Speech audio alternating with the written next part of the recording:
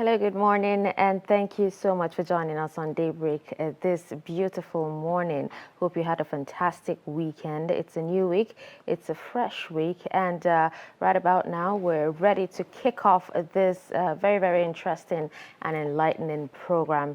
I'm Dasha and Husseina Osman, and you're live on Trust TV right here in the Federal Capital Territory. But I'm not alone this morning, as I have my co-anchor with me as usual. Good morning. Yeah, good morning, viewers, and it's a beautiful morning, and of course, it's another exciting day, another opportunity to do something better, another opportunity to do some good out there. And thank you very much for staying with us. And of course, viewing this program means that you, like myself, are up and doing. You are well, you are all right, and we hope that all the grace of the day will find you. Amen. I am Abdulaziz. Good morning once again. All right, so let's move on to the highlights at this hour. Call data costs to double as federal government invokes new telecom tax. And now Nigerian Air Force fighter jets kill a mandatory kingpin followers in Katsina. Shock, mixed feelings as UAE tightens visa rules for Nigerians. Nigerian athletes win another gold at Commonwealth Games.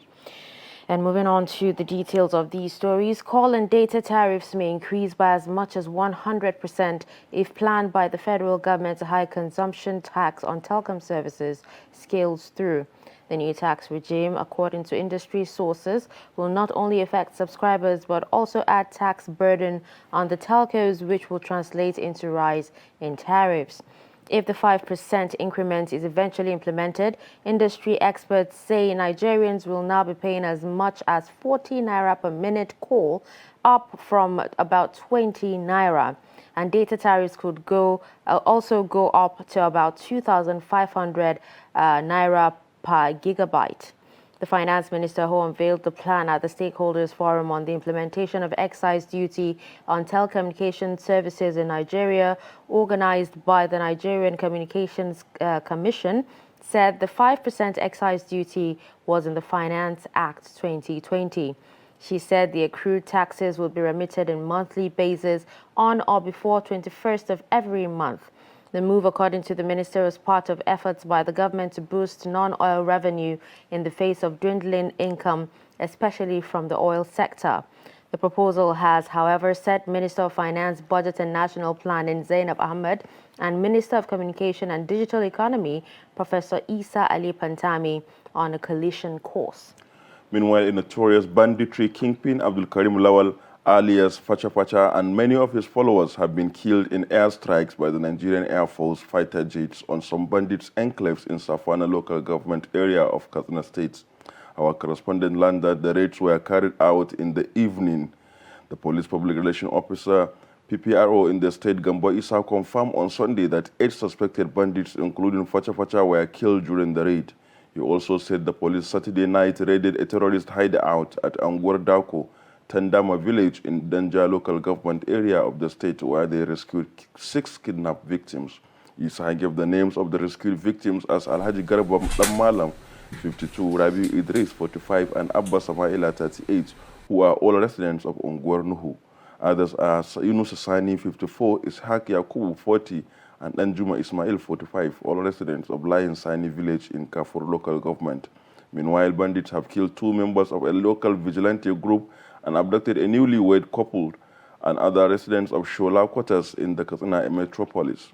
Residents said the bandit invaded the area around 1:25 a.m. and operated for over an hour.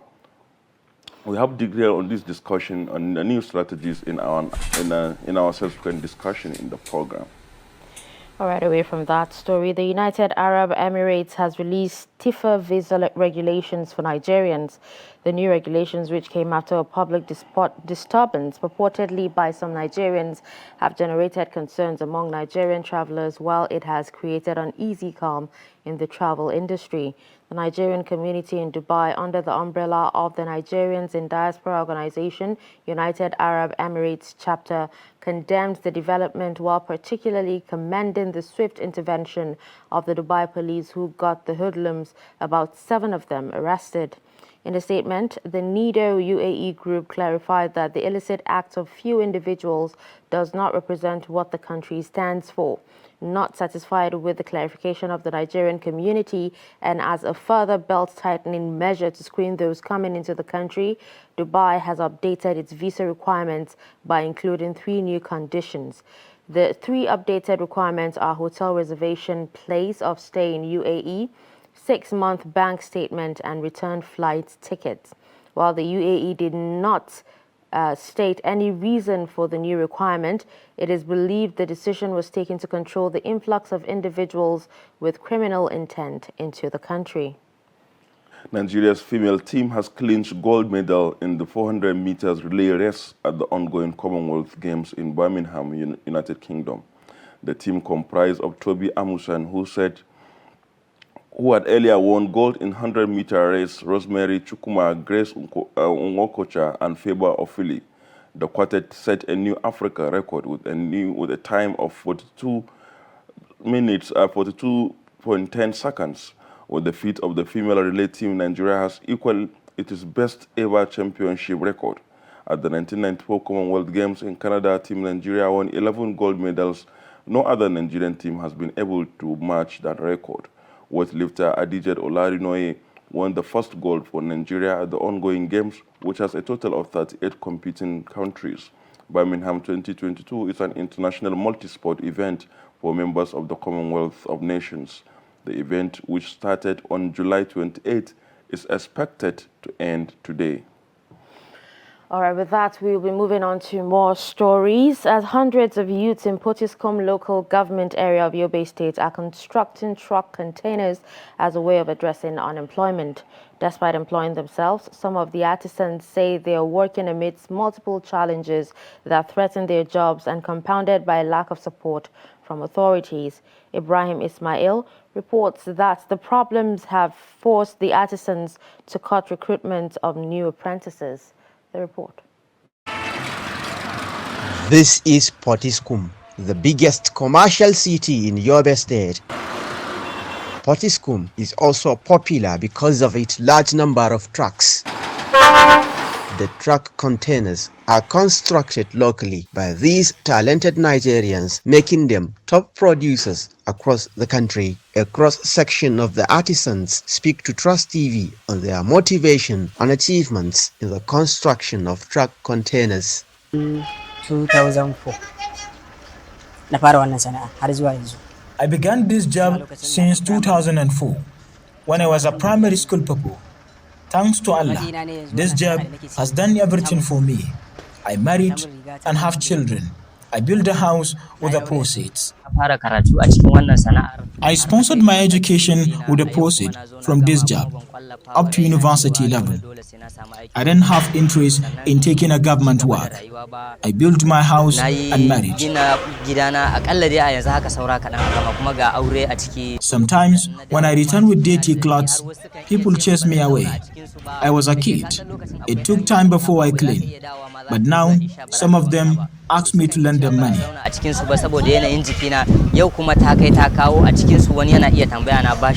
A number of apprentices have joined the lucrative venture, aspiring to lead the construction industry in no distant future. Our house is far from here, but I come to the workshop after school to learn, because I want to be like our leaders. However, the artisans pointed out that lack of modern equipment is taking a toll on their operations and stops them from recruiting new apprentices. Musa Mbazwa owns one of the major workshops in Potiskum and has been operating for over a decade.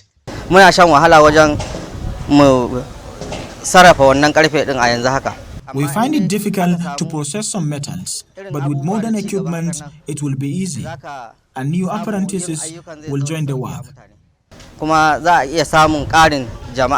sakamakon wannan amma yanzu haka nan abin da muke fuskanta a rashin kayayyakin ayyuka din. Every day, we turn down many applications from apprentices due to inadequate equipment.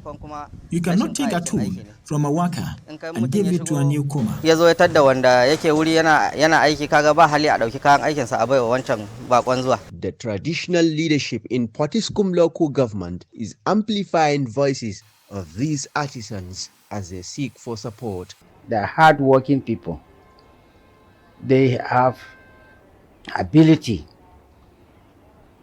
for a practical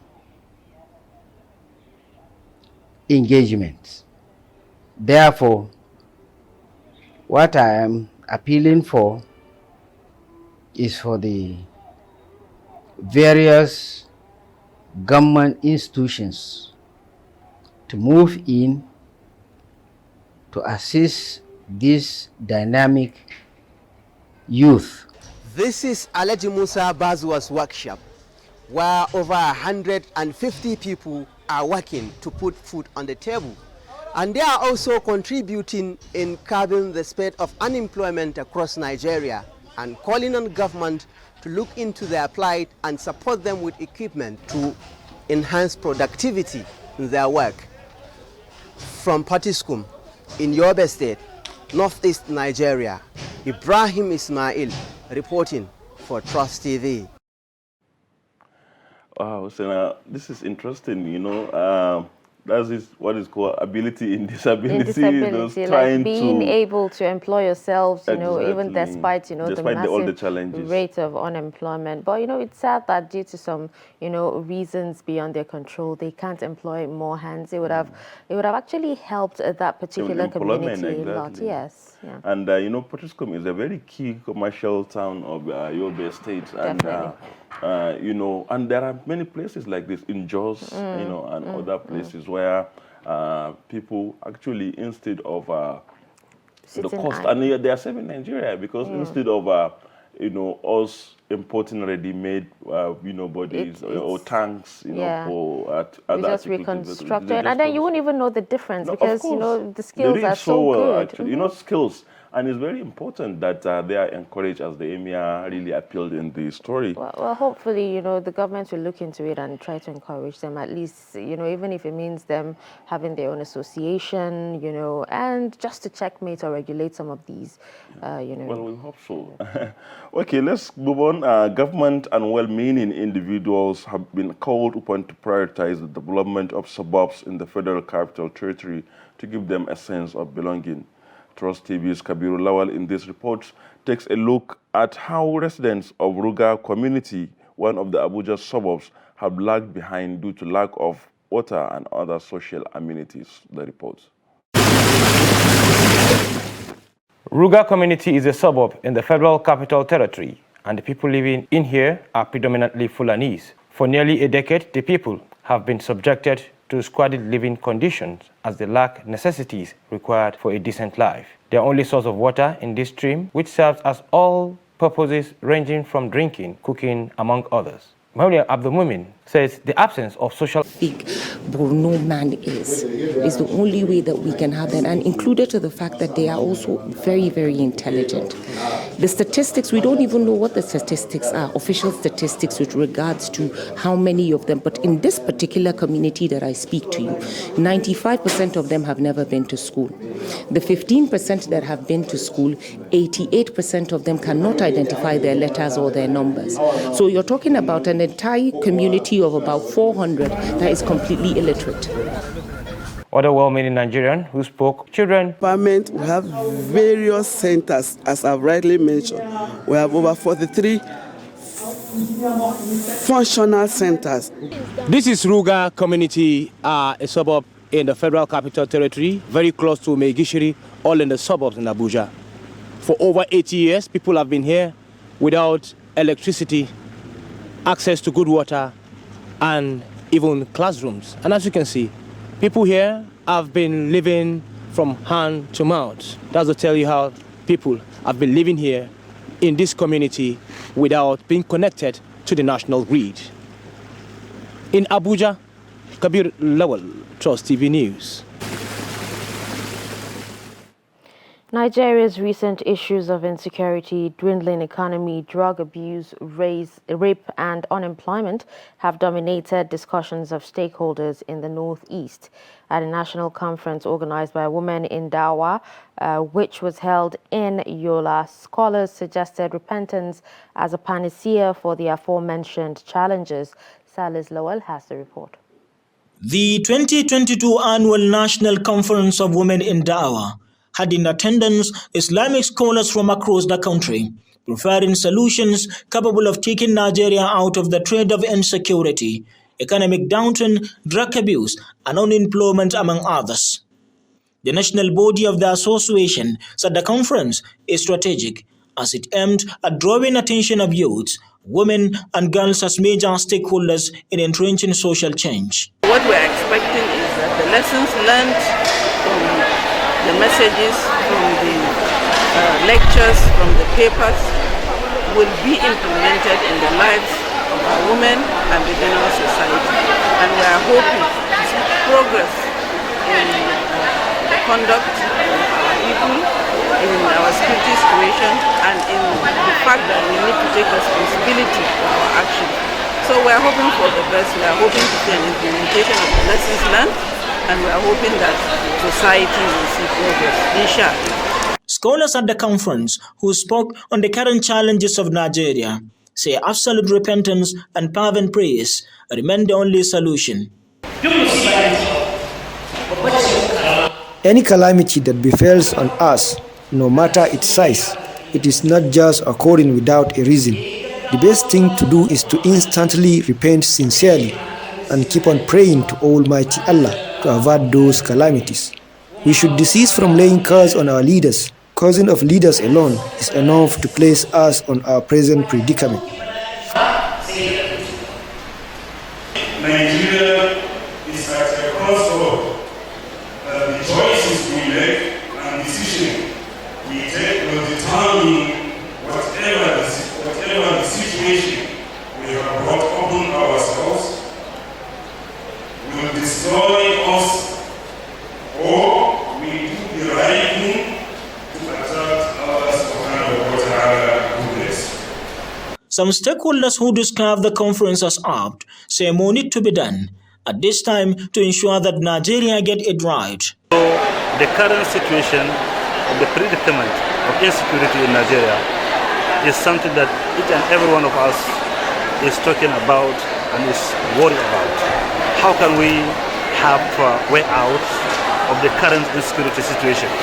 There is no any way except if we come back to Allah subhanahu wa ta'ala, raise our hands up, then repent from all the sins, and we should continue to offer fervent prayers to Allah subhanahu wa ta'ala. Other stakeholders within and outside the state commended the organization for the conference, which they say is apt and timely. The theme of this year's conference is whatever of good reaches you is from Allah, but whatever of evil befalls you is from yourself. From Yola, Salis Lawan, Trust TV News. Meanwhile, the NDLEA on Saturday intercepted 3 drums of crystal methamphetamine during a stop-and-search operation along Umahia Ikot-Epene Road. The intercepted consignment, along with others seized recently, are all meant for export. It confirms fears that Nigeria may have become an export hub for illicit drugs. The report. So how many wraps did you say you swallow in total? I said 40, 49. So how many have you excreted previously? 40. So how many did you excrete now? 1. So making how many in total? 41. So is this the last one now? Yes. The consignment seized on Umahia Ikot-Epene Highway weighs 90 kilograms, was allegedly meant to be delivered to Aniet Okon Efyong, who has since been arrested. That consignment, according to NDLEA Director of Media and Advocacy Femi Babafemi, will have been exported to Cameroon by the alleged drug dealer who claims to be a pastor. This comes on the heels of 4 seizures at some courier companies in Lagos of the same illicit substance weighing 4.07 kilograms heading to Australia, Indonesia, and Philippines. All meth consignments, including 3 kilograms of cannabis sativa, heading to Dubai, United Arab Emirates, were concealed in a body cream, hot burner iron, and beads. Meanwhile, NDLEA operatives have arrested a 90-year-old retired soldier, Usman Adamu, in Sokoto for supplying bandits with illicit drugs. At the time of his arrest, the suspect was caught with 5.1 kilograms of cannabis sativa. At the Murtala Mohammed International Airport, Lagos, 37-year-old Solo Osamede was arrested for ingesting 41 wraps of heroin while attempting to board a Turkish airline flight to Milan, Italy, via Istanbul. The swallowed wraps of the illicit drugs were recovered in 4 excretions, which the suspect completed on Monday. In the same vein, a female passenger, Jato Lydia Lamy, was arrested at the Lagos airport for attempting to export 1,700 tablets of tramadol, 225 milligram, concealed in her luggage to Istanbul, Turkey, via a Turkish airline flight on Sunday, the 31st of July, 2022.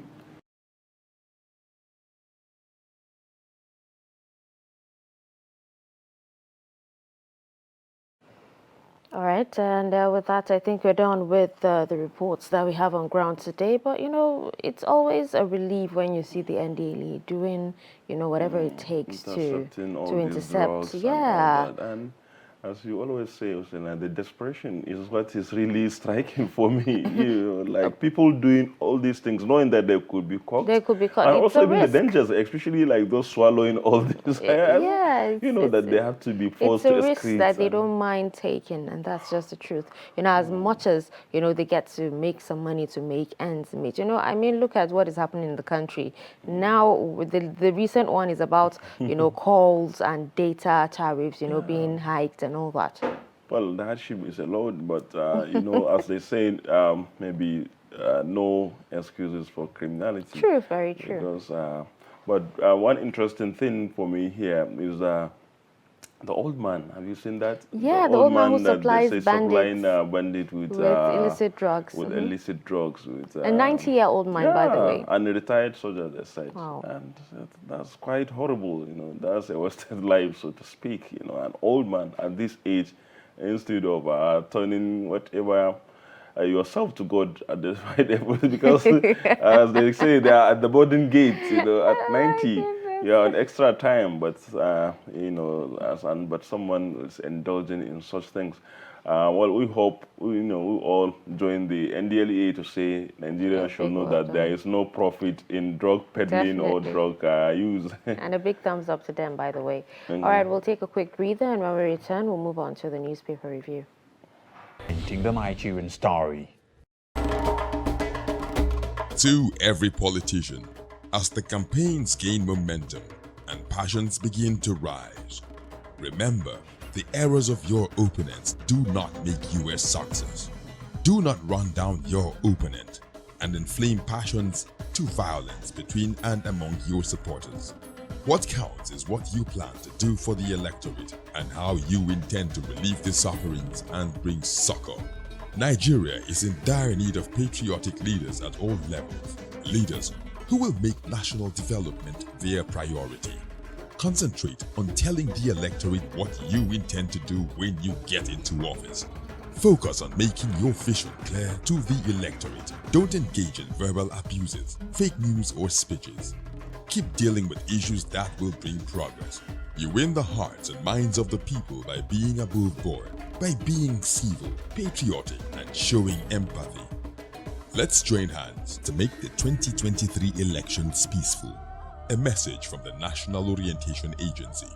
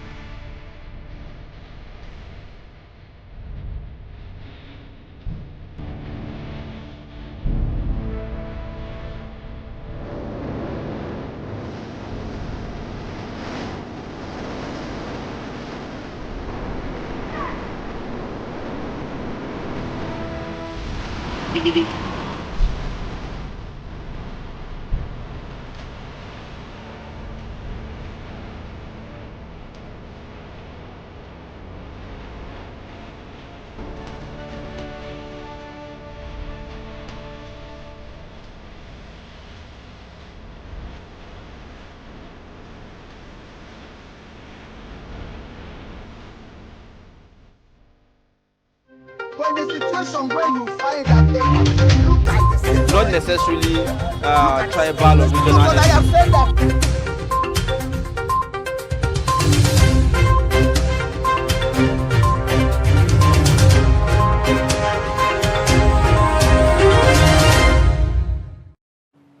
All right, welcome back and thanks for staying with us. You're still watching a Daybreak on Trust TV. And right now it's time for the newspaper review. And, we actually have our guest, we'll be linking up with her virtually. And she's the person of Hajia Zainab Okino. She's the chairperson, editorial board of Blueprint newspaper. And she joins us this morning. Good morning, Hajia.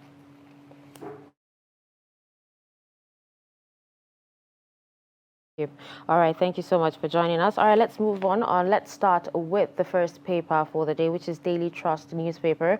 And we have the lead story here that talks about call data costs to double as federal government invokes new telecom tax. And we have writers that say telcos, others kick, say policy unfair, ill-timed. Why communication minister opposed proposed excise, and we're consulting on implementation, says finance minister. At the top of the page, we have NAF fighter jet kills banditry kingpin followers in Katsina.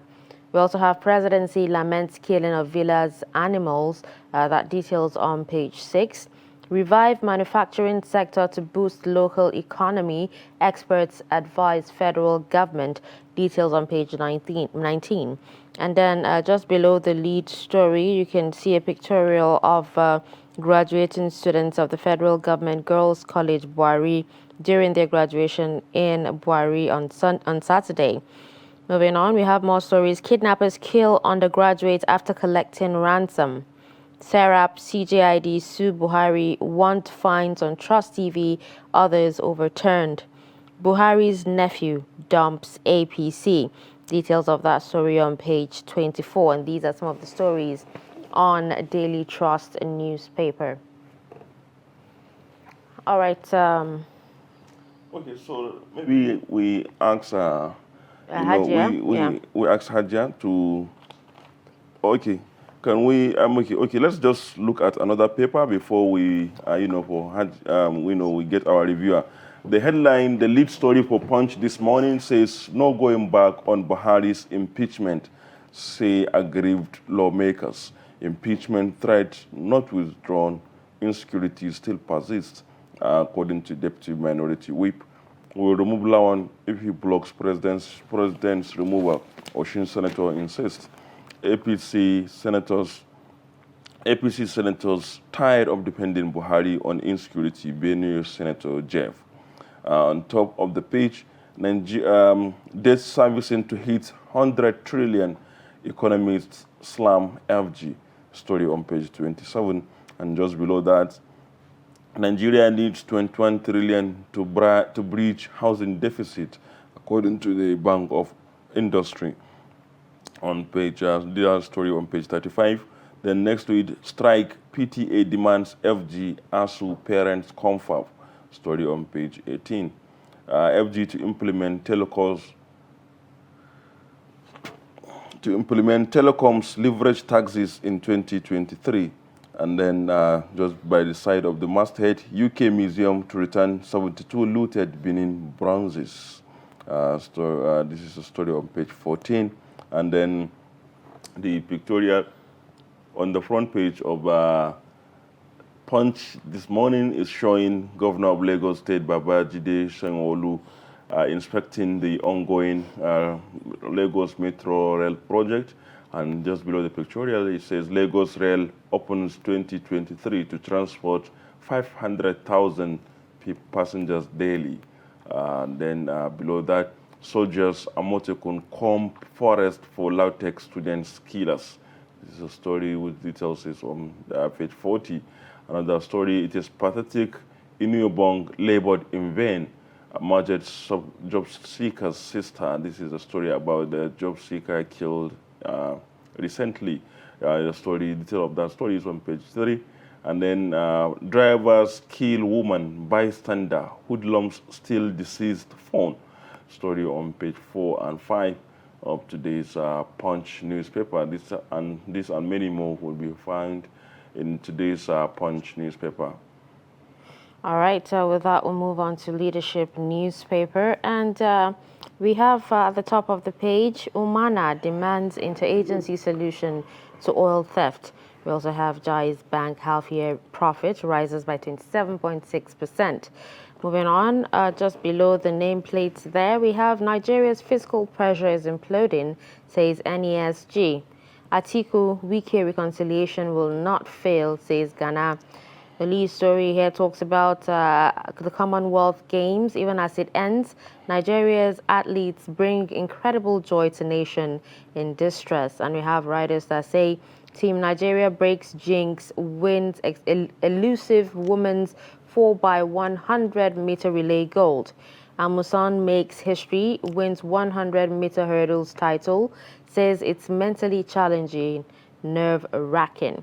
And you can see a pictorial of Musan, Ofili, Chukuma, Nwakocha, and all their achievements. And then we also have Ese Brume wins gold and Nigerians react. These are some of the stories on the front page of the Leadership newspaper. Okay, then next to the Leadership, we look at the national economy. On top of the page, forex scarcity dampens foreign portfolio investment inflows. This is a story that starts on the front page and continued on page 5. And then the main lead story of national economy, it says revive industries to save economy from collapse. Experts tell FG. Say unemployment, naira depreciation, others outcome of neglect of productive sector. And just below the pictorial, FG6 US support on modular refinery tech deployment, story on page 5. And then NIWA begins insurance of cargoes, badges over incessant boat mishaps, story on page 5. Lastly, Jai's Bank half-year net profit grows by 28% in Q2, story on page 4. All right. With that, we'll move on to our reviewer. Good morning once again, Hajia Zainab Okino. And thank you so much for joining us on Daybreak today. Thank you for having me. All right, so let's start. The network is... Okay. All right. Hopefully it will allow us to do what we're supposed to. All right, let's start with the lead story on Daily Trust newspaper, talking about call data costs to double as federal government invokes new telecom tax. And even on Punch newspaper, it says federal government is to implement telecom taxes and also beverage taxes in 2023. Now, a lot of people are saying the government needs to revive manufacturing sector, to boost local economy, if they're looking for non-oil revenue rather than impose, more taxes and more hardship on Nigerians. Let's hear your thoughts on that. Well, let's start from the call charges. Yes, go ahead.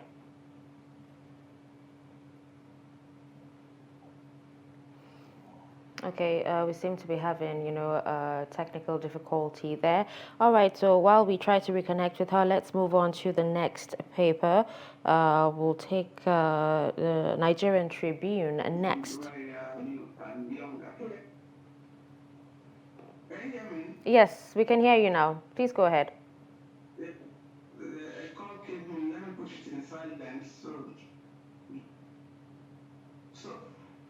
Yes, go ahead. So I was saying that let's start from call rate that is going up. Okay. Yeah, so Well, it's almost a given, or it's a no-brainer if costs are going up or have gone up, because there's virtually nothing that is not expensive in Nigeria today. Whatever you could buy a year ago with 1,000 naira, you will need 3,000 naira to buy it now. So that's tripled. That's tripled. Almost everything has tripled. And don't forget that I'm not defending the MTN and Co. and in their own group, but I'm saying that we all know that they use diesel in most cases to power their equipment, and diesel has since gone beyond ordinary people's purchasing power. So, and if they have to remain in the market, it's just normal. It's almost a given. It's almost natural that they will also raise their tariff. Then on the other question, what's the other question? No, I actually asked, one question, and it has to do with, the government is saying they have to impose these taxes, to boost, the non-oil revenue, and people are actually saying that why not boost the manufacturing sector, instead of, adding more hardship to Nigerians? Yes, exactly. The people you want to tax are almost cobblers. So how do you tax someone who is not receiving anything, who is that you pay the minimum wage that you are going to tax? Our problem is in the productive sector, and almost all the companies that we used to know in the 90s have all closed down. If you go to Kaduna in those days, in those days in Kakuri, where the textile industry was, it was a booming industry. But today, it does not exist. And almost every sector is affected one way or the other. So that's the bane. That's where the problem lies. Unfortunately, over time, all these companies have been closing down. The that's Manufacturers Association of Nigeria, as an association, they've been crying out, and there seems to be no help. So what it means is that you are going to further pauperize Nigerians if you have to tax everyone. Tax me tax me over what? Okay, I'm not producing anything. I don't have a small-scale business. What are you going to tax? So yes, it's good that we tax ourselves. It's good that we cannot even, the poor cannot be taxed to pay the rich. We need to see them give us an example of an economy that is in distress, in which case they will cut down the cost of governance. So when we see that now the governors are using 1 or 2 cars, and their lifestyle has drastically changed, and when we see it's a practical thing, if we see, and we are now asked to contribute, we'll be glad to do it if we are working and if we are earning anything. But if we are not earning anything, it's still going to be a problem. So they have to show examples from the top. Yes, tax is okay. I know there are countries that live on tax. That's because the government there too has provided almost everything citizens need. So now, if you have to buy fuel, if you have to fuel your own generator, you drive on a rough road, you provide your own water, you are almost a government on your own. So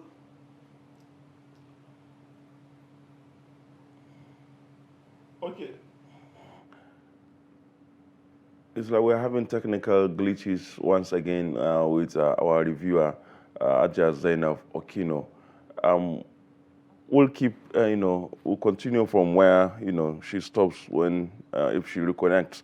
And let's, can you hear me, Aja Zainab? Can you hear me? Hello, can you hear us? All right, let's quickly move on to Nigerian Tribune newspaper.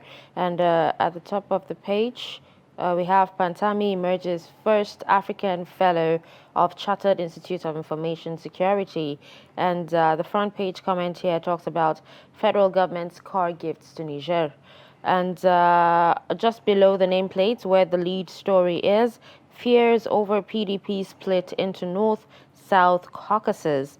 Members not sure NEC, NWC can resolve differences. More details emerge on Atiku Wike's peace talks. IU must go, says George Olualabi. IU gives fresh condition to resign as PDP chairman. Reconciliation will be fully achieved, says Mukhtar Shagari.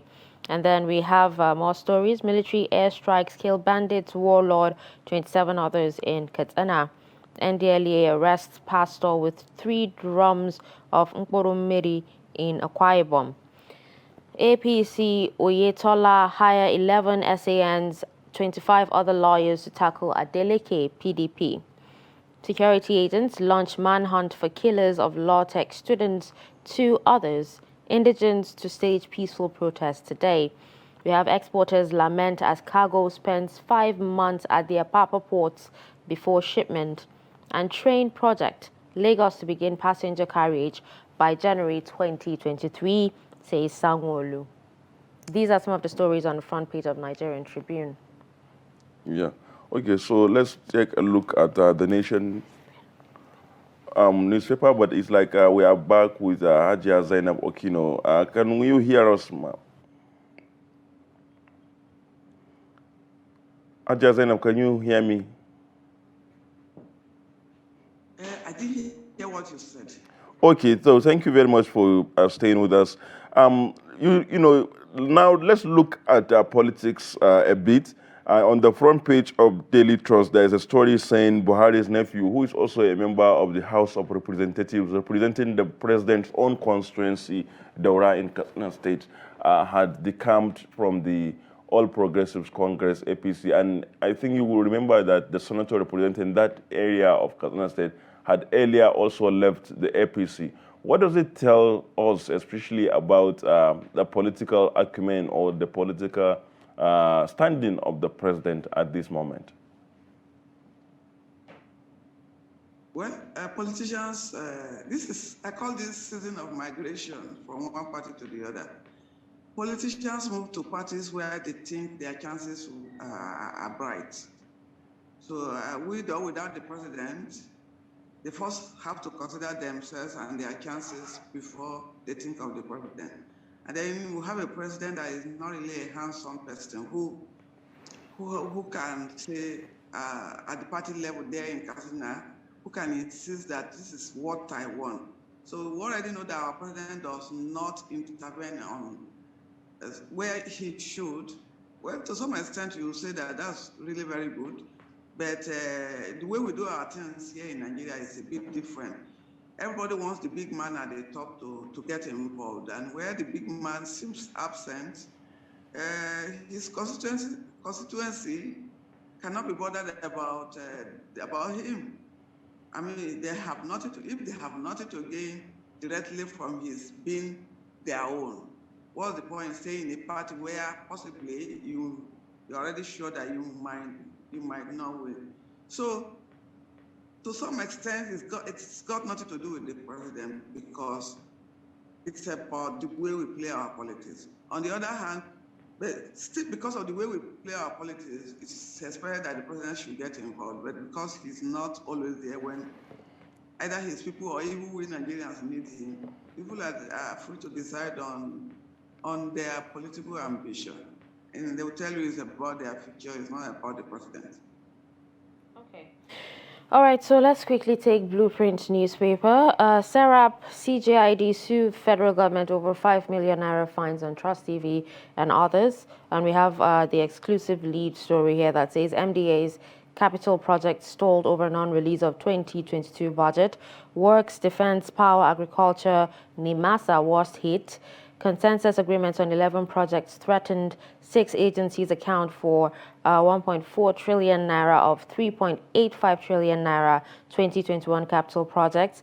FG has released 4.7 trillion naira for capital expenditure, says minister, and this has economic implications, says experts.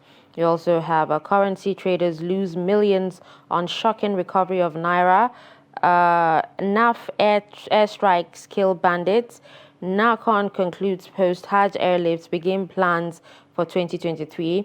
$50 billion slips from Nigeria, others on monetary tightening by central banks. We have this particular story, federal government saying Nigeria bleeding under fake news.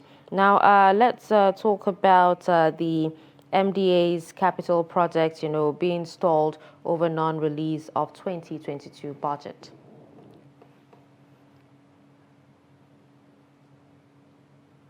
Hello?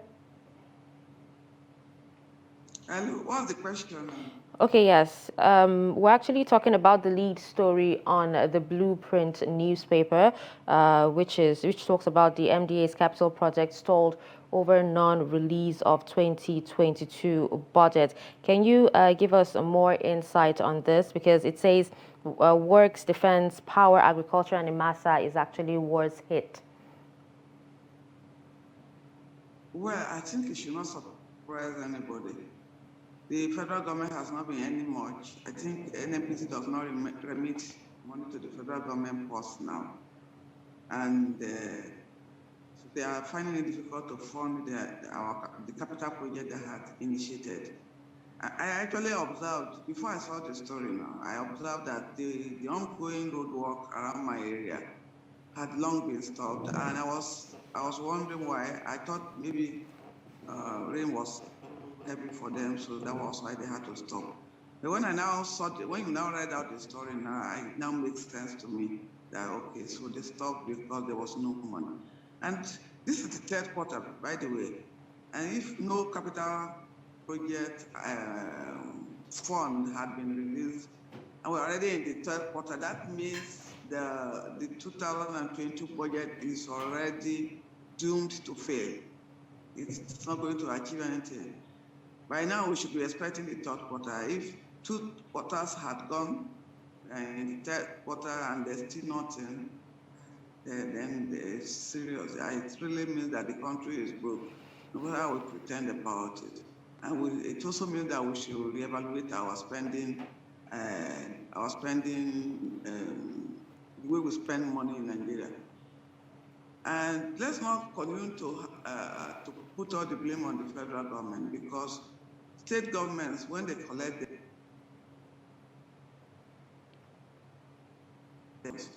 I hope they know now that time will come when they will come to Abuja and during their FAC meeting, and there will be nothing to take home. So they really, so if you wish to become president of Nigeria or governors of any of the states, you need to get your loans, because there's virtually no money now to spend, not talk of squandering. So it's serious, very, very serious, to the extent that the government is a sign of failure, it's a sign of weakness, it's a sign of the fact that there's distress in the economy. And we really need to worry about it. Talking of distress in the economy, there are, the issue of dollar, which of course recently the Naira kept losing against the United States currency. But we are seeing some signs of improvement lately. And of course, we are not also, I know you are familiar with some activities by the EFCC, including going to Bureau de Change in Abuja and Kano to warn speculators and all that. What are your thoughts about this, like bouncing back of the Naira in recent days?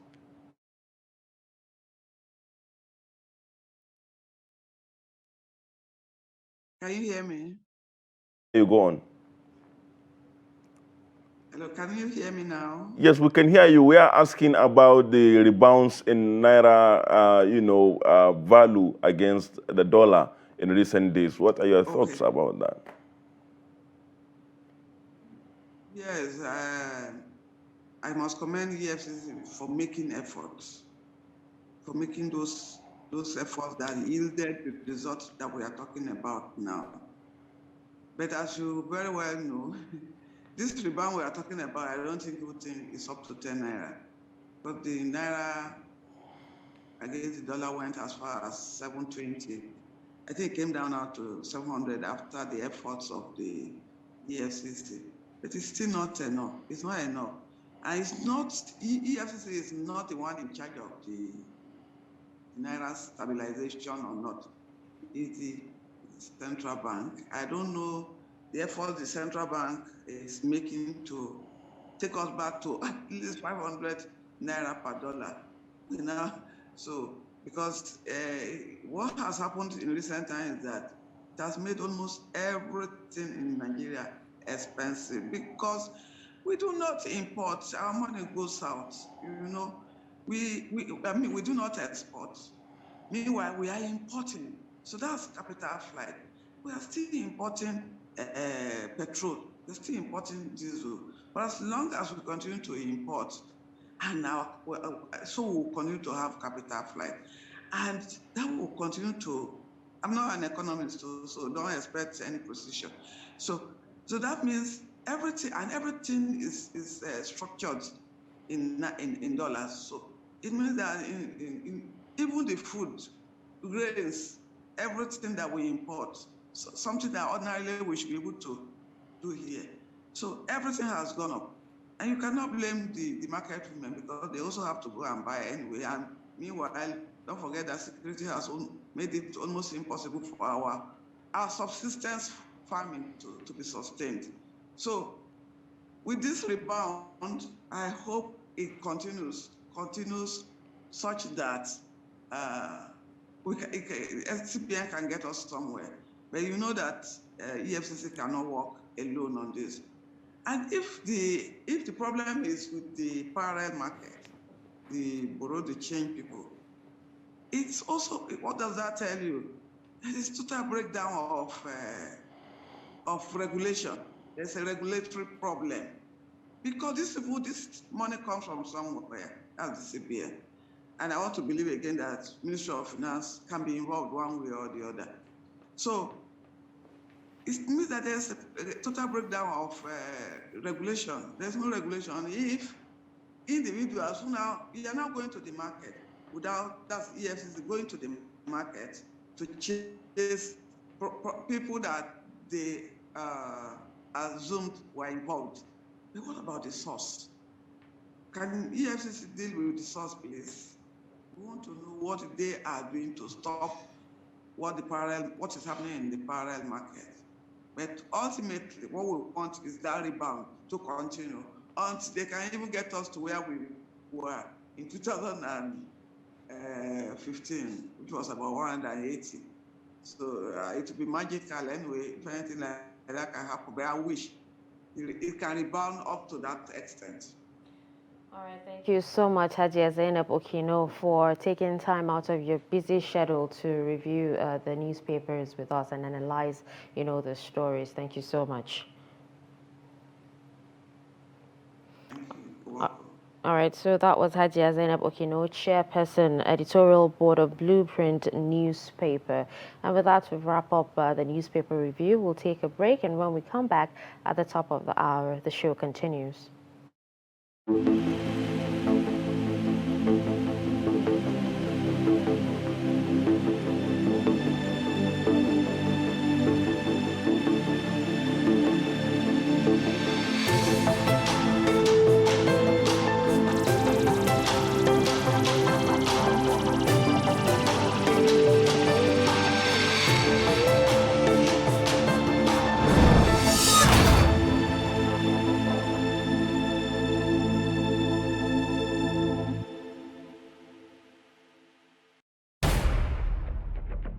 Every patriotic Nigerian should hear this. Any politician who means well for the people will never allow themselves or their supporters to engage in any violent, destructive activities. No politician who truly wants to serve the people and develop the nation will encourage his followers to destroy properties or take human lives before, during, or after the elections. The Nigerian public must watch out for these traits and isolate any politician who encourages supporters to engage in violence. No genuine politician or patriot will cause trouble and seek to destroy the very society which they aspire to lead or develop. Politicians who have the good of the people at heart will not allow themselves or their followers to engage in violence, destruction of properties, and then taking of lives. Be vigilant. By their words you shall know them. Shun violence.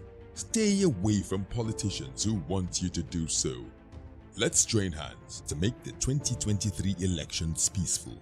This message is from the National Orientation Agency, NORA.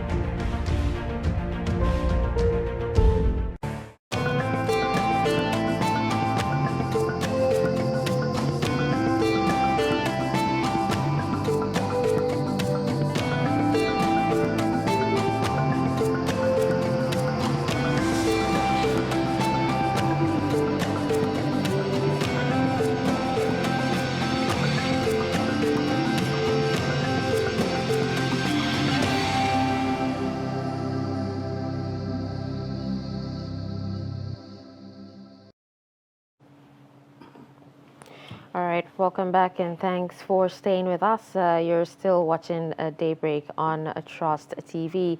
I'm Dasha and Husseina Usman, and thank you for joining us. Thank you for staying with us. This is Abdulaziz, and we are live from the studios of Trust Television here in Abuja, the Federal Capital Territory. It's still Monday, the 9th of August, 2022. Thank you for being with us. All right, let's move on to the highlights at this hour. Buhari's nephew dumps APC after losing re-election ticket. Shock, mixed feelings as UAE tightens visa rules for Nigerians. NAF fighter jets kills banditry kingpin followers in Katsina. Nigerian athletes win another gold at Commonwealth Games. All right, a nephew to President Muhammadu Buhari, Honorable Fatuhu Muhammadu, has dumped the ruling All Progressives Congress. The son of President Buhari's elder sister represents Aura Meadua Sandamu Federal Constituency of Katsina State in the House of Representatives.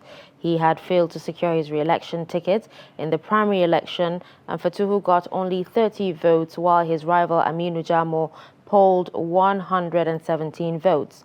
In a letter to the ward chairman of Sarakin Yera, a ward in Daura, Fatuhu thanks the party for giving him its platform. A notorious banditry kingpin Abdul Karim Lawal alias Facha Facha and many of his followers have been killed in airstrikes by the Nigerian Air Force, now fighter jets, on some bandits' enclaves in Safana local government area of Katsina State. Our correspondent learned that the raids were carried out in the evening. The police public relations officer, PPRO in the state, Gambo Isa, confirmed on Sunday that 8 suspected bandits, including Facha Facha, were killed during the raid. He also said the police Saturday night raided a terrorist hideout at Angwar Dako, Tandama village in Danja local government area of the state, where they rescued 6 kidnapped victims. Isa gave the names of the rescued victims as Alhaji Garba Damalam, Rabiu Idris, and Abba Samaila, who are all residents of Ongwar Nuhu. Others are Yunus Sani, Ishaq Yakubu, and Anjuma Samaila, all residents of Lion Sani village in Kafur local government. Meanwhile, bandits have killed 2 members of a local vigilante group and abducted a newlywed couple and other residents of Shola quarters in the Katsina metropolis. Residents said the bandits invaded the area around 1:25 a.m. and operated for over an hour. The United Arab Emirates has released stiffer visa regulations for Nigerians. The new regulations, which came after a public disturbance purportedly by some Nigerians, have generated concerns among Nigerian travelers, while it has created uneasy calm in the travel industry. The Nigerian community in Dubai, under the umbrella of the Nigerians in Diaspora Organization, United Arab Emirates chapter, condemned the development while particularly commending the swift intervention of the Dubai police, who got the hoodlums, about 7 of them, arrested. In a statement, the NIDO UAE group clarified that the illicit act of few individuals does not represent what the country stands for. Not satisfied with the clarification of the Nigerian community and as a further belt-tightening measure to screen those coming into the country, Dubai has updated its visa requirements by including 3 new conditions. The 3 updated requirements are hotel reservation or place of stay in the UAE, 6-month bank statement and return flight tickets. While the UAE did not state any reason for the new requirement, it is believed the decision was taken to control the influx of individuals with criminal intent into the country. In sports, Nigeria's female team has clinched gold medal in the 400-meter relay race at the ongoing Commonwealth Games in Birmingham, United Kingdom. The team comprised of Toby Amushan, who had earlier won gold in the 100-meter race, Rosemary Chukuma, Grace Onwokocha, and Favor Ofili. The quartet set a new African record with a time of 42.10 seconds. With the feat of the female relay team, Nigeria has equaled its best ever championship record. At the 1994 Commonwealth Games in Canada, Team Nigeria won 11 gold medals. No other Nigerian team has been able to match that record. Weightlifter Adijat Olaringe won the first gold for Nigeria at the ongoing Games, which has a total of 38 competing countries. Birmingham 2022 is an international multi-sport event for members of the Commonwealth nations. The event, which started on July 28, is expected to end today. All right, with that, we'll move on to more stories. Government and well-meaning individuals have called upon to prioritize the development of suburbs in the Federal Capital Territory to give them a sense of belonging. Trust TV's Kabir Lawal in this report takes a look at how residents of Ruga community, one of Abuja's suburbs, have lagged behind due to lack of water and other social amenities. The report. Ruga community is a suburb in the Federal Capital Territory, and the people living in here are predominantly Fulanese. For nearly a decade, the people have been subjected to squalid living conditions as they lack necessities required for a decent life. Their only source of water in this stream, which serves as all purposes ranging from drinking, cooking, among others. Maria Abdulmumin says the absence of social amenity in the community is the only way that we can have that, and included to the fact that they are also very, very intelligent. The statistics, we don't even know what the statistics are, official statistics with regards to how many of them, but in this particular community that I speak to you, 95% of them have never been to school. The 15% that have been to school, 88% of them cannot identify their letters or their numbers.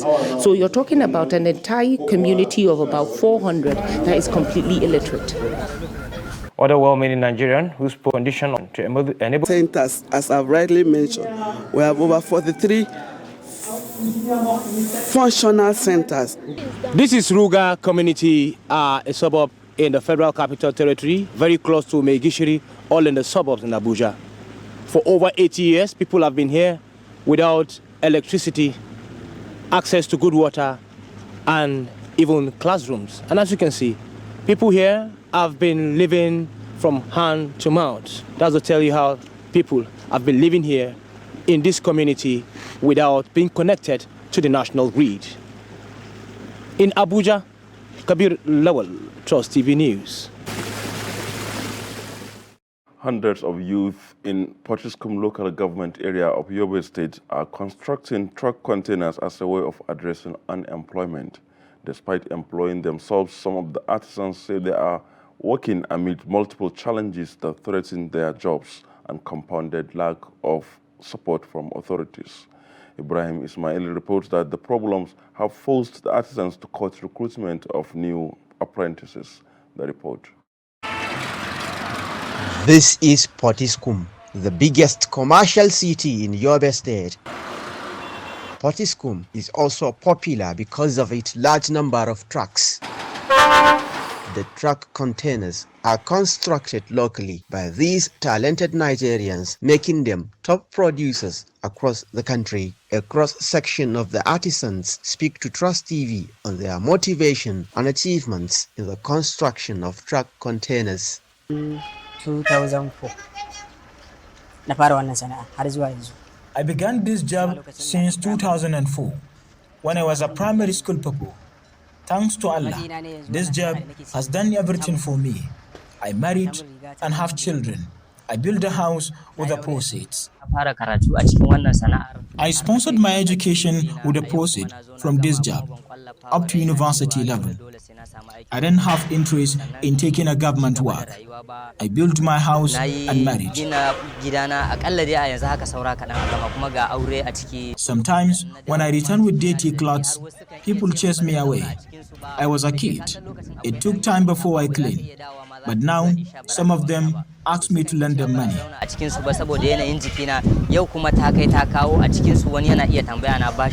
A number of apprentices have joined the lucrative venture, aspiring to lead the construction industry in no distant future. Our house is far from here, but I come to the workshop after school to learn, because I want to be like our leaders. However, the artisans pointed out that lack of modern equipment is taking a toll on their operations and stops them from recruiting new apprentices. Musa Mbazwa owns one of the major workshops in Potiskum and has been operating for over a decade.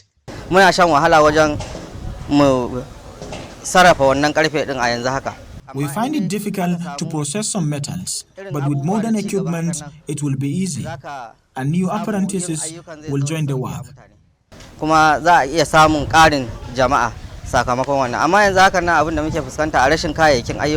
Every day, we turn down many applications from apprentices due to inadequate equipment.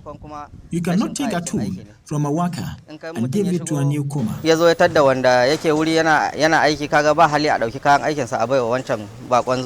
traditional leadership in Potiskum local government is amplifying voices of these artisans as they seek for support. They are hard-working people. They have ability for a practical engagement. Therefore, what I am appealing for is for the various government institutions to move in to assist this dynamic youth. This is Alaji Musa Bazwa's workshop, where over 150 people are working to put food on the table. And they are also contributing in curbing the spread of unemployment across Nigeria and calling on government to look into their plight and support them with equipment to enhance productivity in their work. From Potiskum in Yobe State, Northeast Nigeria, Ibrahim Ismail reporting for Trust TV. Producers of sachet water in Zamfara State say the rising cost of production is responsible for the hike in the price of sachet water in the state. According to them, a kilo of polythene leather, which once sold for 950 naira, now goes for 1,950 naira, in addition to the high cost of diesel. The report. The rising cost of production is resulting in the skyrocketing prices of commodities in Nigeria, including sachet water, which is popularly called pure water in Nigeria. Zamfara State, northwest Nigeria, is not exempted in the increasing prices of goods as well as sachet water. Some producers of the sachet water in Gusau, the state capital, attributed the hike in the price of the product in the state to a high cost of production, which prompted them to increase the price of sachet water to enable them stay in business. They said a bag of sachet water is sold between 100 naira to 120 naira now, unlike before that a bag was sold between 70 to 90 naira in the state. The sachet water producers are appealing to the government to intervene to make life easier for both the producers and consumers.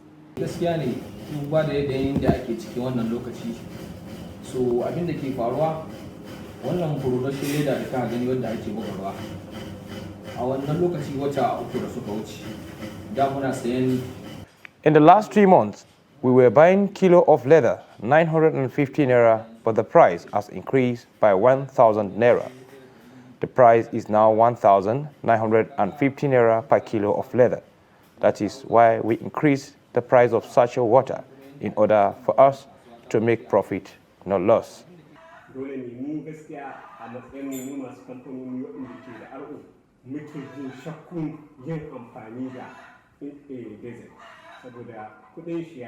Sincerely speaking, we hardly want to use diesel in the production of sachet water because of the high price of it.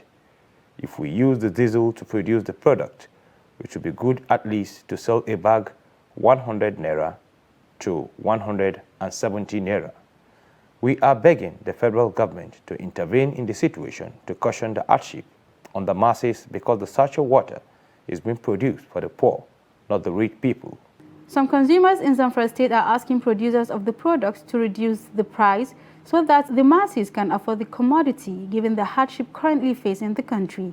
Hamza Ibrahim is one of the consumers. He wants the government to control prices of basic commodities like sachet water to ensure that they don't go out of the reach of ordinary citizens. Water at 1 foot, but now we used to buy it at the rate of 160 per bag. It's not easy for the people that live around the environment to be buying one bag of pure water at 160. Now every price is increasing. To get the money, it's very hard to get the money, and the salary is still remain as it is before. So, and the price, at least the price is supposed to be 140 or 150. So we shouldn't say the price of what they are buying is not high, but at least they have to reduce the 10 naira. Despite the increase in the price of one bag, a sachet of pure water is still sold at 10 naira in Zamfara State. Nigeria's recent issue of insecurity, dwindling economy, drug abuse, rape and unemployment have dominated discussions of stakeholders in the Northeast. At a national conference organized by Women in Dawa, which was held in Yola, the Adamawa state capital, scholars suggested repentance as panacea for aforementioned challenges. Salis Lawan has the report. The 2022 Annual National Conference of Women in Dawa had in attendance Islamic scholars from across the country, preferring solutions capable of taking Nigeria out of the trade of insecurity, economic downturn, drug abuse, and unemployment, among others. The national body of the association said the conference is strategic as it aimed at drawing attention of youths, women, and girls as major stakeholders in entrenching social change. What we are expecting is that the lessons learned from the messages, from the lectures, from the papers will be implemented in the lives of our women and the general society. And we are hoping to see progress in the conduct of our people, in our security situation, and in the fact that we need to take responsibility for our actions. So we are hoping for the best. We are hoping to see an implementation of the lessons learned, and we are hoping that society will see progress, inshallah. Scholars at the conference who spoke on the current challenges of Nigeria say absolute repentance and fervent prayers remain the only solution. Any calamity that befalls on us, no matter its size, it is not just occurring without a reason. The best thing to do is to instantly repent sincerely and keep on praying to Almighty Allah to avert those calamities. We should desist from laying curse on our leaders. Cursing of leaders alone is enough to place us on our present predicament. Nigeria is at a crossroad. The choices we make and decisions we take will determine whatever the situation we have brought upon ourselves will destroy us, or we do the right thing to attract Allah subhanahu wa ta'ala goodness. Some stakeholders who describe the conference as apt say more need to be done at this time to ensure that Nigeria get it right. The current situation and the predicament of insecurity in Nigeria is something that each and every one of us is talking about and is worried about. How can we have a way out of the current insecurity situation? There is no any way except if we come back to Allah subhanahu wa ta'ala, raise our hands up then repent from all the sins, and we should continue to offer fervent prayers to Allah subhanahu wa ta'ala. Other stakeholders within and outside the state commended the organization for the conference, which they say is apt and timely. The theme of this year's conference is whatever of good reaches you is from Allah, but whatever of evil befalls you is from yourself. From Yola, Salis Lawan, Trust TV News. All right, with this, we'll be going for a quick short break, and when we return, we'll move into our first discussion for the day. We'll be right back.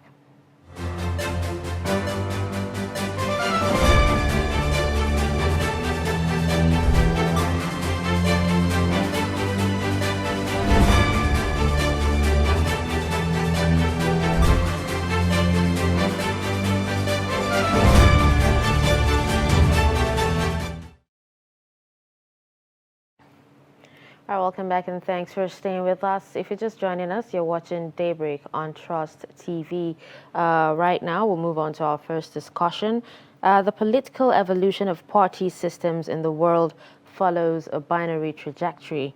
The political evolutionary trend happens in most democracies where, although multiple parties exist, two dominant parties emerge, dominate the political space, and compete as alternate power wielders that form governments as government and opposition at the center.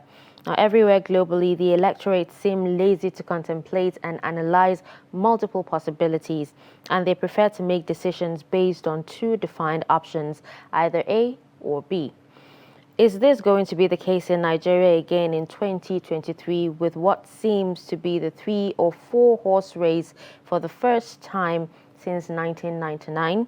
We have joining us in the studio the National Director General of Campaign Council of African Democratic Party, Abdulaziz Suleiman, to share his thoughts on this issue. Good morning, and thank you for joining us, Mr. Abdulaziz. Good morning. Good morning, Abdulaziz. All right, so would you, with everything that has actually been said, would you say Nigeria has moved away from a two major party system, with the emergence of the likes of Labour Party, NNPP, the SDP, which other people actually think are forces to reckon with? Yeah, actually, even before now, there have been multiple formations, multiple parties all along, but like you said, only two, in most cases, appear to be dominant, to dominate the rest. You see, before now, people were content with the setup of the two major political parties, as we call them, the APC and the PDP. But you see, events have actually overtaken that consideration.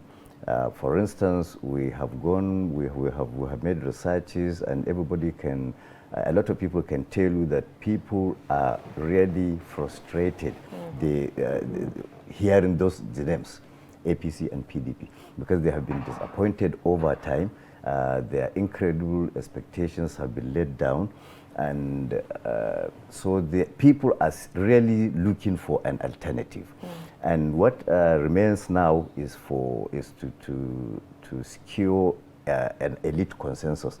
In every country there is an elite that decides what comes out and we are sure the elite is also tilting towards a paradigm shift, mostly in favor of generational change of power. Because you see, if you look at Nigerian history, the political atmosphere, the environment has been dominated by a certain class of people since independence. This same class has monopolized the total available activity in the country, and with little or no result to show. And you see that's why there has been this clamor for a shift of power among generations. And even the elderly, some past leaders are in support of that. And you see, unfortunately, the alternative parties, so to call them, the alternative candidates from the young generation failed to come together in the major parties to take over those parties. They failed because they could not reconcile among themselves, so they went into the race, and these money bags trashed them as usual. So we are hoping that, and which is also obvious, that people are going to pick an alternative from the the big parties call the small parties or peripheral parties, but they are political parties anyway. So with a little push, I believe people would tilt towards a fresh face. You see, in most of the parties, there are people that have been in the race since 1999. Well, some of them are either governors, some are either senators, some have been. So I think people are now yearning for entirely new faces. And you see, the world is also... but let me come in here, Abdulaziz. And the issue of new parties, new faces, and of course also new parties in a way, is also there is also a counter argument to that regarding the viability of such platforms to actually upstage the strong parties of APC and PDP. How ready do you think, even if they come together, they can actually have an upper hand over these two parties? You see, it's about people. Election is about people. Now, like I told you, vast majority of Nigerians are not happy. They are angry and they are looking for an alternative. And I don't think if elections are to be held free and fairly, people would certainly not vote for an alternative. That's the feeling, that's the heat that is going around in town, because you see, you can't expect, I think there was this man in the US, was it Clinton or Bush, when he was campaigning for the presidency against an incumbent, he simply said, if you are satisfied that with what has been happening in the last 8 years, vote them. If you are not, vote me. So I think that's what the only option Nigerians have. If they feel they are satisfied with the way they have been ruled since 1990, we don't want to limit it to just the last 8 or 7 years or the previous government. Since 1999, power has been rotating among what we call an exploiter class that has lost touch with reality on ground and have gradually failed to understand the dynamics of the new generation, and a generation that needs to be situated within the context of a new global order that runs on values and new systems of life and activity.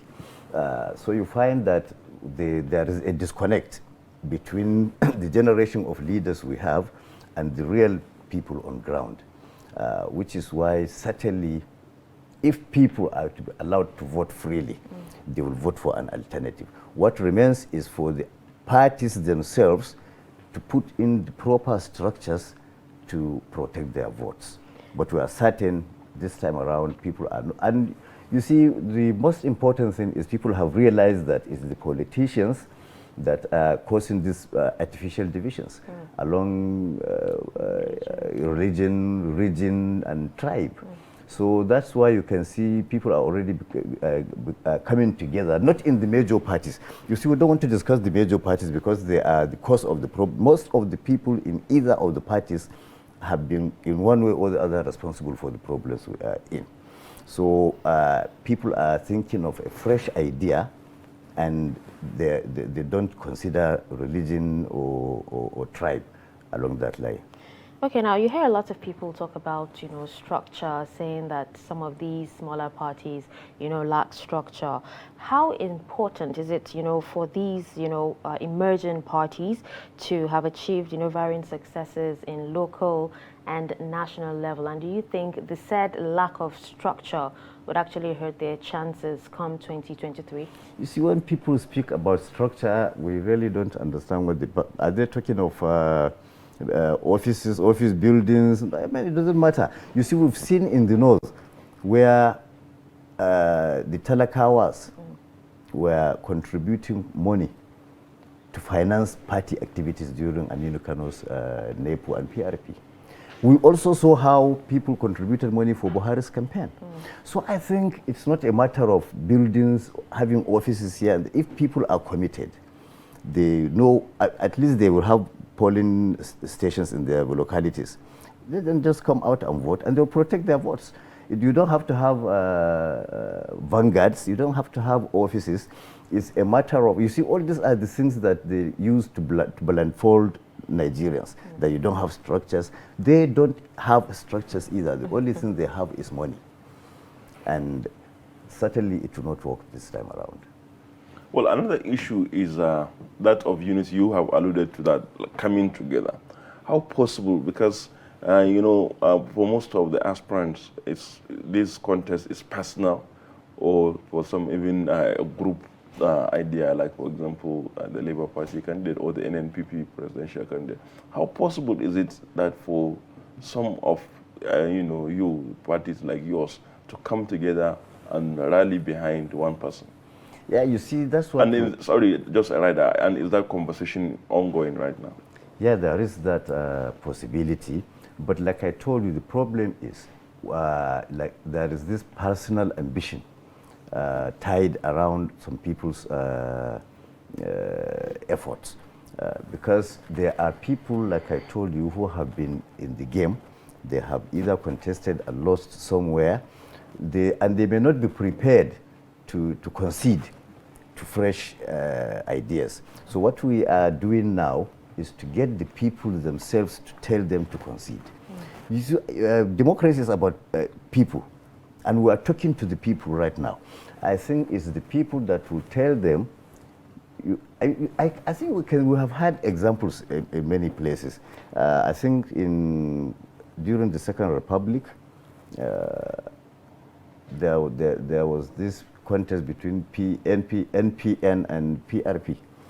NPN was the strongest party then. It had all the elites, all the money bags.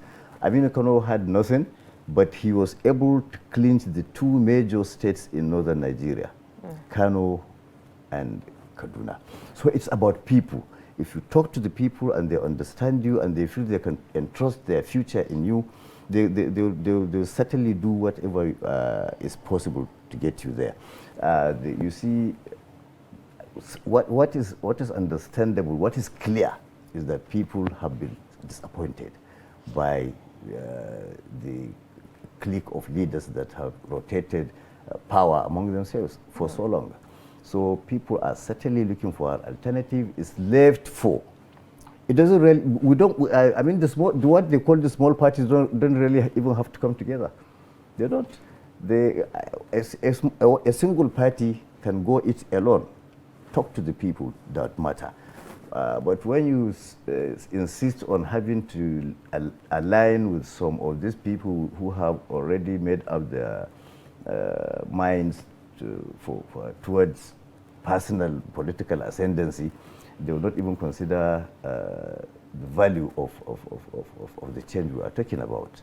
Okay. I think you see the Nigerian population is primarily made up of the youth, which is why if you look at the ADC, we are presenting a young man, fresh.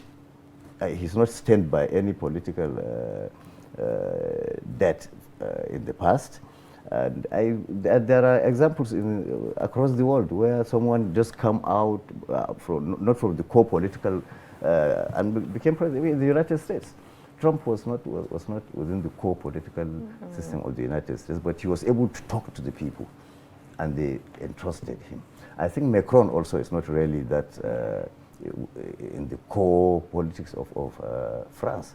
And the people trusted him. So that's what we are thinking of doing. We will speak to the people, and we believe they will understand us because they are already angry. They are looking for something to hold on to. Okay. Now, earlier when we talked about structure, you actually talked about infrastructure, that's, buildings and all that. But don't you think it's also important, for these parties to have, elected persons in, certain positions nationwide? But all the other parties don't have elected properly, so to say, elected positions. They have appointed people. They appointed people, they impose people in political offices. What we want to do is to have voluntary people working for the parties at the grassroots. You don't impose someone, you don't, none of the parties, even the ones that call themselves the big ones, had conducted any meaningful elections at the lower levels. They only imposed people.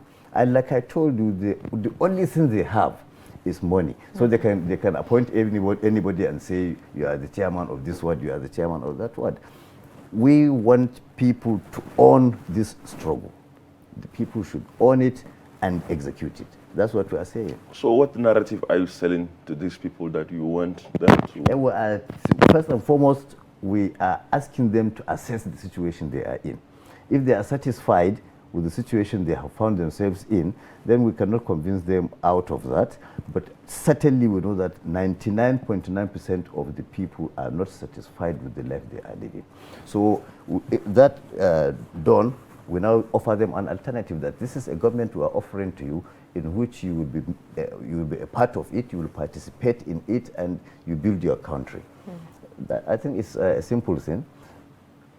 So what chances do you think your party stands in this, in this space, within this calculation you are making? You see, the ADC has been, I think, in the third position some times ago. Some analysts said it's now fourth with the emergence of, I think, the strengthening of LP by OB. But if you look at the reality on ground, is that OB and his people have committed a grave mistake by I don't know whether deliberately or subconsciously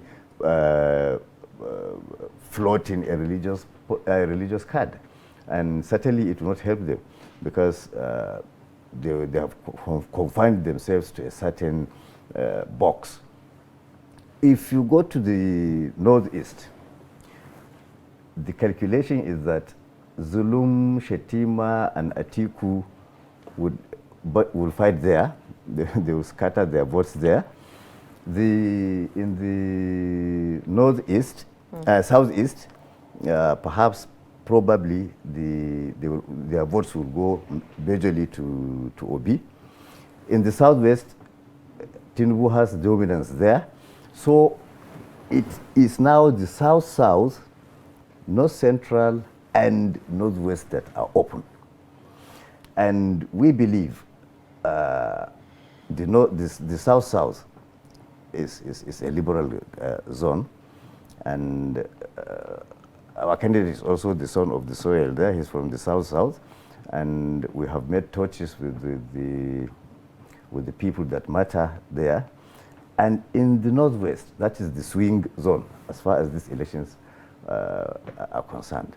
In the northwest, it's open. It's only Kwankwaso who will make a little damage, who will cause a little harm in Kano, possibly.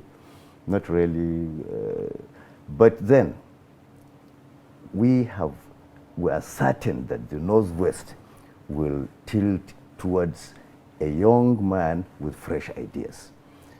Because the northwest certainly is the major casualty of if not only this administration, even previous administrations, because that's where you have the bulk of the people living in poverty, the bulk of the people, as they say, living, the bulk of illiterate population is the northwest. So the northwest is certainly the zone that is seeking for change, and fortunately for the emerging parties like ADC, there is no serious candidate to cause damage there. So we believe we are going to get considerable votes in the Northwest and added to the domination we may have in the South-South. Recently, the president, that's the new president of the Christian Association of Nigeria, that's CAN, Most Reverend Daniel Oko, had predicted a woeful performance and possible failure of political parties if they rely on structures, popularity, or strength to win the 2023 elections. So in essence, what he's saying is, Nigerians are now evolved and, rather than vote for parties, would actually vote for a candidate they believe in. Do you agree with him? That's exactly what we are saying, that nobody is going to vote because you are APC or because you are PDP. People are going to vote because you are who you are, and they believe you can do something for them, or they believe you have something in common with them. You see, the youth population are the most endangered as far as Nigeria is concerned. You look at our students in higher institutions who are the natural and legitimate claimants to shaping every society. They've been shut out of school for several months now. So they would want an alternative, someone who will understand them, who will understand their feelings. So that's what we are saying, that people certainly this time around are not going to vote across party lines. They're not going to vote across regional or ethnic or religious lines. People would vote persons who they think are capable, competent, and prepared. You see, a lot of these leaders come to power ill-prepared and even ill-equipped to rule, just for their personal political ambition and, in most cases, quest for fantastic wealth. So you find they end up leaving the people poorer and more divided than they made them. You can see what's happening now. So these are the things we are working on to get people to realize that Nigeria is our own. Nigeria is the Nigeria of Muslims, is the Nigeria of Christians, is the Nigeria of every significant component, big or small. Yeah, that's a very important point, and we hope that message is emphasized by other political actors, ahead of the coming election. And that's been Abdulaziz Suleiman, Director General of ADC Presidential Campaign for the 2023 election. Thank you very much for joining us this morning, and we hope to have you another time. Thank you very much. Yeah, so we have a short break, and when we come back, the show continues. To every politician, as the campaigns gain momentum and passions begin to rise, remember, the errors of your opponents do not make you a success. Do not run down your opponent and inflame passions to violence between and among your supporters. What counts is what you plan to do for the electorate and how you intend to relieve their sufferings and bring succor. Nigeria is in dire need of patriotic leaders at all levels, leaders who will make national development their priority. Concentrate on telling the electorate what you intend to do when you get into office. Focus on making your vision clear to the electorate. Don't engage in verbal abuses, fake news, or speeches. Keep dealing with issues that will bring progress. You win the hearts and minds of the people by being above board, by being civil, patriotic, and showing empathy. Let's join hands to make the 2023 elections peaceful. A message from the National Orientation Agency.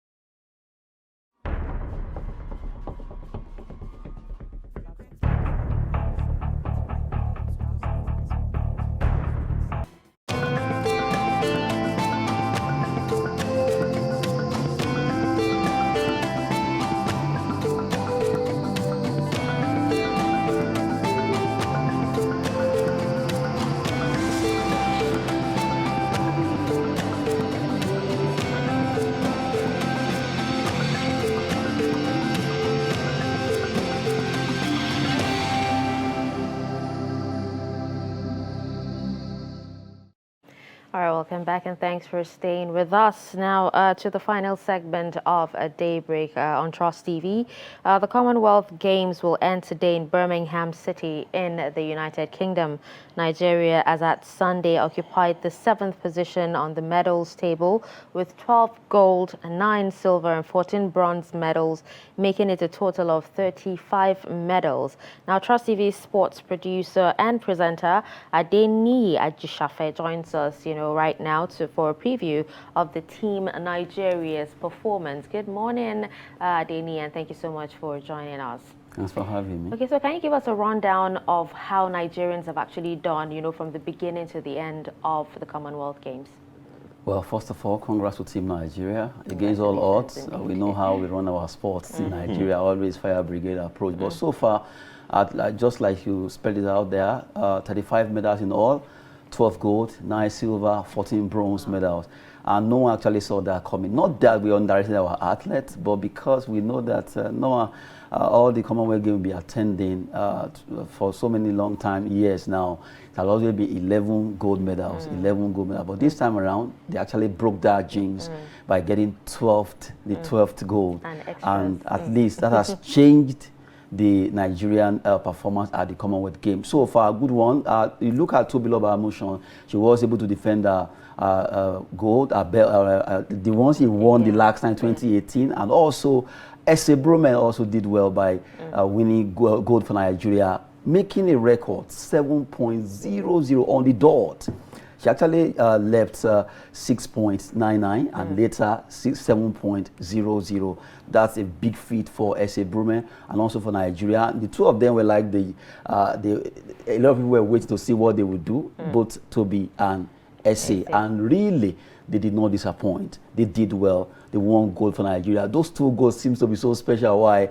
Attention was on those 2 ladies to see what they would do. After everybody has been amassing gold here and there, weightlifting, para-powerlifting, we saw our women also doing so well in the competition. So far, all the 35 medals we won, you can give so much kudos to the ladies. In fact, I think they won about 31 or thereabout from all the medals.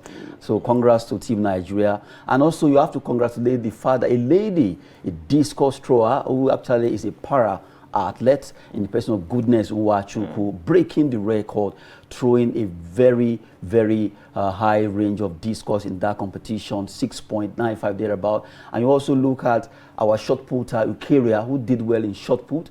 And you have to congratulate the wrestlers, the likes of Odwan Adekoroye, not forgetting Blessing Oborodudu. Both of them won gold in wrestling. Also women. And if you flash back, you look at the para-lifters, Oluwafemi and Falashade, who also actually had a world record and also got gold for Nigeria. Not forget the likes of Adijat Olarinyoye, who did well. She was the one that started the floodgate of medal for Nigeria. She won the first gold for Nigeria, and that was it. It started from there, and we begin to amass one by one, just like that, 2, 3, 4. Before you knew it, we got to 35 medals. All in all, so far in the history of Commonwealth Games, this is the 4th time Nigeria will actually have 12 gold. It has always been 11. And I think also the first time that the ladies will outperform. Yes, it has always been the men dominating, but this time around they actually swap it. But what do you think actually led to this? Maybe I should throw it back as a question. What happened that the men have been winning? What happened to the men? Well, at times, if you look at it naturally, I think the men have been dominating when it comes to sport in Nigeria. And this time around, the women were like, no. Maybe they had a secret meeting and they will not allow the men to take over this time around. And really, they really made us proud. They did well, winning so much medals, gold, bronze, silver, and all. But do you think Nigerians actually saw this coming? Like I said earlier, no one actually saw that coming. Why? It's not as if we underrated our athlete, but because of the style that we normally use to go for event one, we don't prepare well. Things happening around the country. Yes, we don't prepare well because it's always fire brigade. With months of, I can say maybe wrestlers, weightlifters, they've been in camp. But for the athlete, they be the one on their own. We always want to do things so just maybe 3 weeks, a month or 2 months to go. Meanwhile, some countries, they've been in camp for 6 months, some 7. Our wrestlers have been in camp for like 3 months in Kogi State, that's Lokoja. But at least we saw what they did. I think they got about 3, weightlifters rather, they got about 3 gold medals.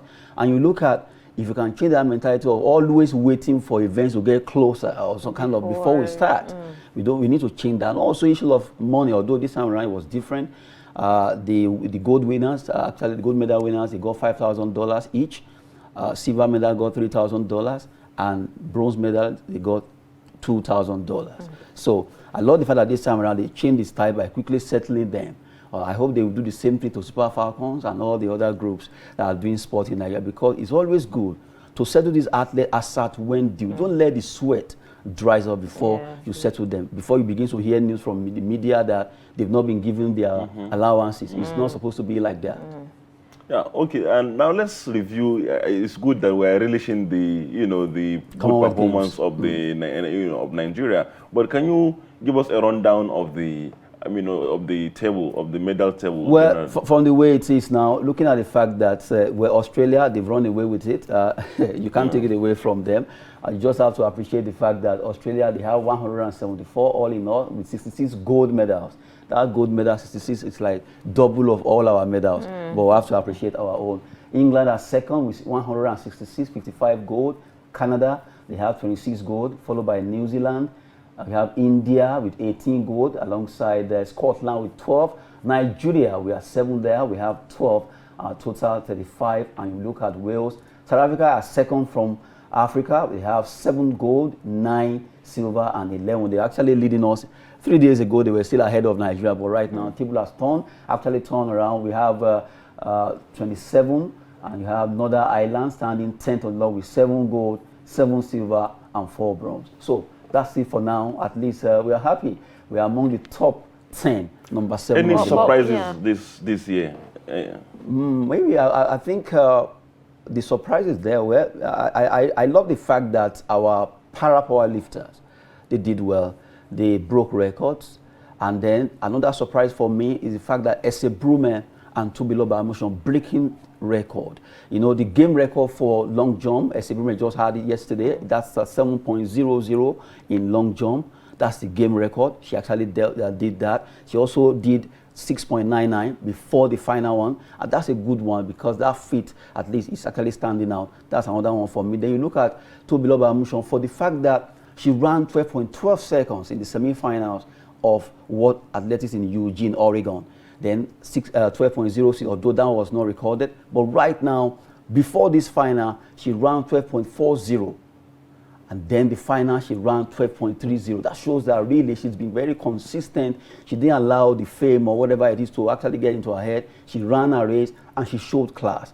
That shows that really she's a force to be reckoned. Another surprise for me there, for the fact that she could have been like, oh, let me drop a bit. At least maybe the noise, the race, the overwhelming performance and everything could have made us to feel, okay, let me just try my best. But this time around, she still broke another record, Commonwealth record. Good for her. We have to appreciate that. And all the athletes.